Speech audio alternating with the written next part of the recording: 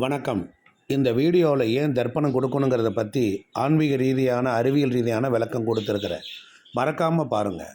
தமிழ் சூரி சிவம் YouTube சேனலை அன்போடு like பண்ணுங்கள், ஷேர் பண்ணுங்கள், சப்ஸ்கிரைப் பண்ணுங்கள். நீ வீடியோ போய் பாருங்கள்.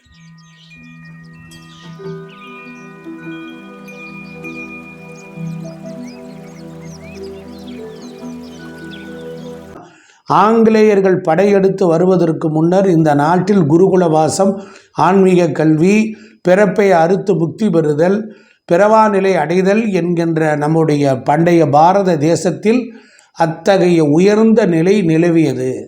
அதன்படி வாழ்ந்த மக்கள் எல்லாரும் இந்த விஷயத்தில் கரெக்டாக செய்தார்கள். சரி, அதை அன்றைக்கி செஞ்சால் இன்றைக்கி காலம் மாறிடுச்சு, இன்றைக்குமா செய்யணும்? கேள்வி வருதில்ல, கேளு. அதாவது கேளு ஐயா, கேளும். திதி கொடுக்கும்போது முக்கியமான 2 பொருட்கள் இருக்குது. அது என்ன? எள்ளும் தண்ணீரும். இந்த 2 பொருட்களுக்கும் அதிகமான பிராணசக்தி உண்டு. நம் உடம்பு என்பது பிராணசக்தியினுடைய இயக்கத்தினால் நடைபெறுகிறது. நம் உடம்பு பிராணசக்தியினுடைய இயக்கத்தினால் நடைபெறுகிறது. இந்த பிராணசக்தியை அதன் உச்சத்திற்கு நாம் எடுத்து சென்றோமே ஆனால், அந்த பிராணசக்தியை நாம் உச்சத்திற்கு எடுத்துக்கொண்டு சென்றோமே ஆனால் ஞானோதயம் என்று ஒரு விஷயத்தை பெறுகிறோம். அதுதான் முக்தி. சாதாரண மரணம் என்பது ஒருவருடைய பிராப்த கர்மா முடிந்தவுடன் அவருடைய பிராண சக்தியின் இழப்பால் ஒருவர் இறக்கிறார். புரிஞ்சிருச்சுன்னு நினைக்கிறேன். அப்போ பஞ்சபூதத்தால் உருவானதான் இந்த உடம்பு.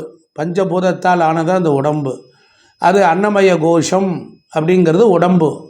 மனோமய கோஷம், பிராணமய கோஷம், விஞ்ஞானமய கோஷம், ஆனந்தமய கோஷம்னு 5 கோஷத்தால் இணைந்திருக்கிறது. இந்த 5 கோஷங்களுக்கும் நம் உடம்புக்கு உண்டு என்று ஆன்மீகத்தில் கூறப்படுகிறார்கள். இப்போ சாதாரணமாக ஒருத்தர் இறந்து போகிறார். ஒரு உண்ணும் உணவினால் உண்ட அன்னமய கோஷம் உடம்பு சிதைந்து போயிடுது. அதனால் சூட்சும நிலையில் என்னாகும்? 4 கோஷங்கள் தொடர்ந்து இறந்த பின்னரும் அவற்றை தொடருது. புரியுதா? ஆன்மீக பாதையில் உள்ள ஒருவர் யோக சக்தியினால், ஆன்மீக பாதையில் ஒரு யோக சாதனையின் மூலமாக பிராணசக்தியை அதிகரித்து பிராணமய கோஷத்தை தங்கள் கட்டுப்பாட்டில் வைத்து கொண்டு அனைத்து கோஷங்களையும் சுலபமாக அழிச்சிடுவார். 5 கோஷங்கள் அழிக்கப்பட்ட நிலையில் ஒருவருக்கு முக்தி ஏற்படுது. இவ்வளோதான் ரகசியம். யோக சாதனை மூலியமாக இந்த தொழில்நுட்பத்தை முதலாக செயல்படுத்தியவர் ஆதிசிவன் அன்று நம்பப்படுது. பக்தி மார்க்கத்தில் இருப்பவர்கள் சிவனை கடவுளாக வழிபடுகிறாங்க. யோக மார்க்கத்தில் சிவபெருமானை யோக குருவாக கருதுகிறாங்க. இப்படி நம்மை ஒன்று இல்லாமல் நிர்மூலமாக ஆக்கும் தன்மை சிவபெருமானுக்கு இருப்பதால் அவர் நம்மை அழிக்கும் கடவுள் என்று இந்த கலாச்சாரத்தில் கொடுக்குறாங்க. அடுத்த பிறப்புள்ள ஒருவர் இறந்த பிறகு அடுத்த பிறப்பு கிடைக்க இந்த சஞ்சித கர்மாவினை தொகுப்பில் இருந்து சிறிதளவு கொண்டு அடுத்த பிறப்புக்கான பிராப்த கருவினையை ஏற்படுத்துறதுக்கு தக்க பிராணசக்தியினால் ஒரு உடம்பு உருவாகுது. அதனால் இப்போ இந்த ஒரு பிறவி பிறந்து இறந்ததுக்கப்புறம் கேப்பில் அவனுக்கு பசிக்கும்.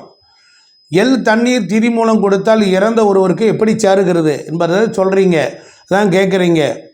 சில மந்திரங்களை பயன்படுத்தி நாம் அர்ப்பணிப்பு பொருளின் பிராணசக்தியை வேறொருக்கு சக்தி அளவில் மாற்றம் செய்ய முடிகிறது. எங்கேயோ ஒருத்தர் இருக்கிறான், அவன் ஃபோன் மூலியமாகவே குணப்படுத்துகிறான். எப்படி சாத்தியம்?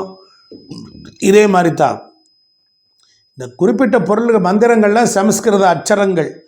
அதனால் அச்சர மிக துல்லியமான முறையில் செய்வதால் அது பயன்படுது.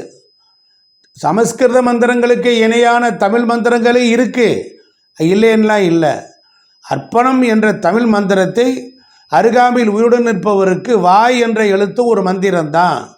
அதனால் உருத்திராட்சம் மணியின் மூலமாக சோதனை செய்தால் அதில் வெற்றியும் பெற்றிருக்கிறார்கள்.